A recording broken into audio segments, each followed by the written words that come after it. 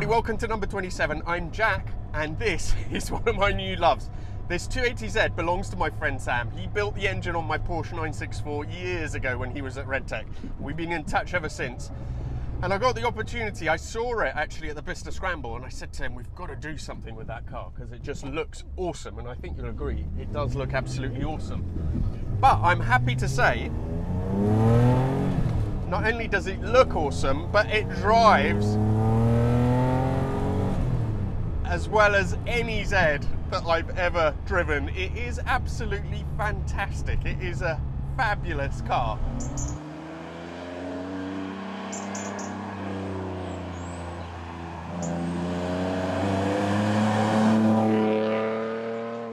So let's hear from Sam for a second about the different modifications, why he wanted to buy this car, then we'll come back to me.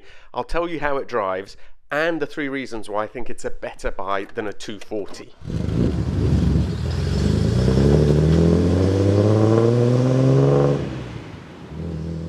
So I work at Greatworth Classics, rebuilding air-cooled 911 engines and gearboxes. Normally come into work about an hour and a half early because my boss lets me use all the facilities here so I can crack on with my own projects. So when I got the Z, that's how I got everything done quite quickly. I had it from a desert wreck that I hadn't fired up in 20 years to running and driving on the road in 2 months. So I always wanted that fast road, old Japanese kind of car. Luckily it had the patina from California, so that got polished right back. But then other than the exterior shell looking like that, I wanted everything else to look brand new. So underneath it looks like a show car. You know, wheels and suspension do, interiors, everything is new.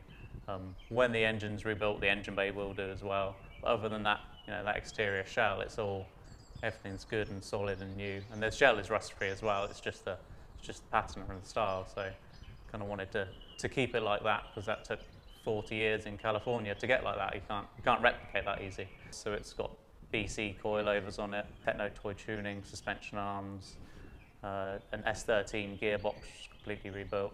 So the wheels are SSR Formula Mesh. They're an early 80s wheel, so kind of what you might have run in Japan. Really hard to source, but luckily found someone who had some for sale. Fitted them up with some custom space, so I had to turn on the lathe to get the offset just right. And then the interior is mostly standard. I've done a delete from the radio with a couple of stopwatches on it, kind of like how the 911 rally cars would have done, because I see a lot of those here.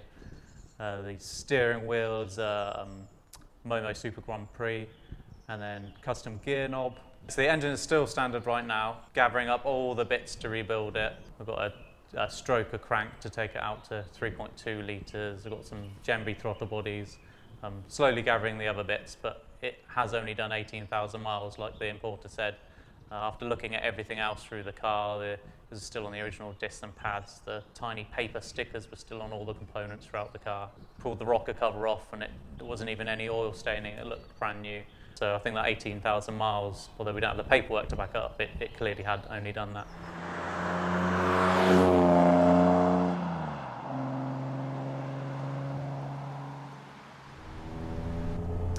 So there are 3 reasons why I think that the 280 in many ways is a better car than the 240. I know that's going to be heresy, but hear me out. So the first thing is cost. It's actually cheaper to buy than the 240.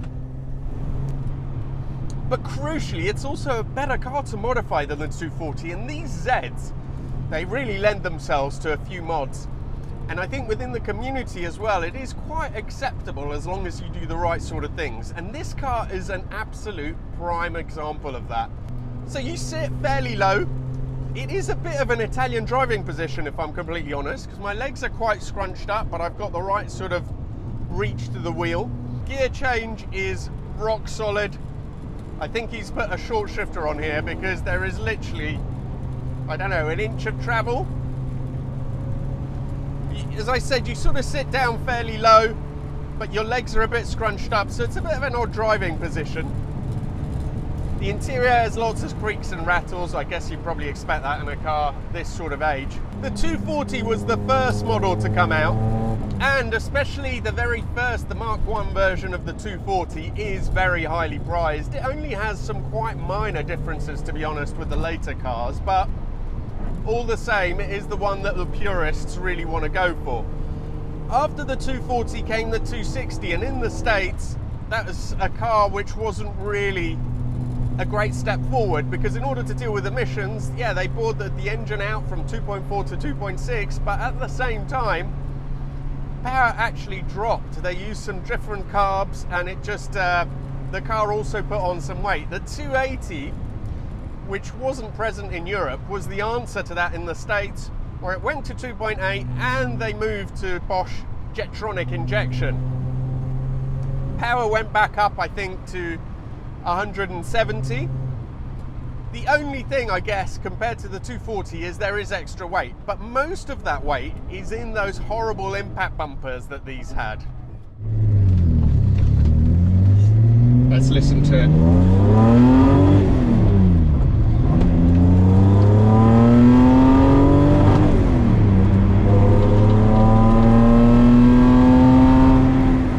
Oh my God, what does this thing sound like? It is fantastic.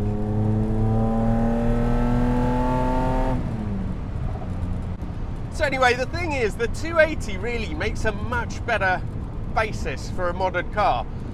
The chassis rails are thicker, so it actually has more torsional rigidity. It is a touch heavier, but it's not too bad once you've got rid of those horrible impact bumpers.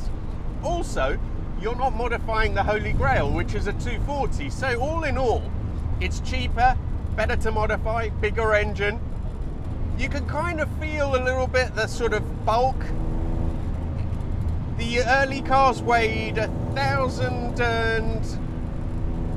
1,040 kilos. The later cars, in theory, were 1,300 kilos, but as mentioned, I think most of that was in those horrible bumpers. It's got a new limited slip diff in it, and you can hear it clattering away. Oh.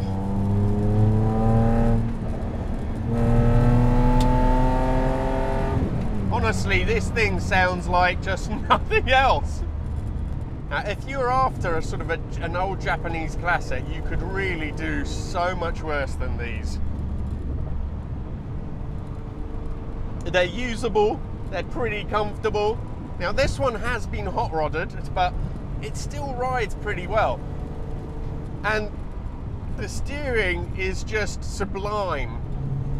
It's one of those setups that it's almost perfect, because not only have you got stacks of feel, not only does it respond really well once you sort of flick it into the corner, but it's not at all nervous. It's one of those sort of racks that just feels really natural. Loads of feel coming from the back end as well.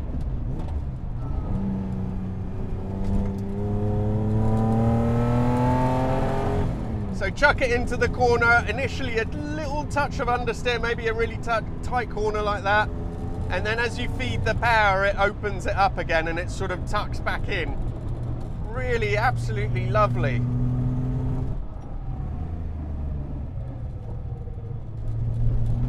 But if there's one reason, the last reason why you have to get this car,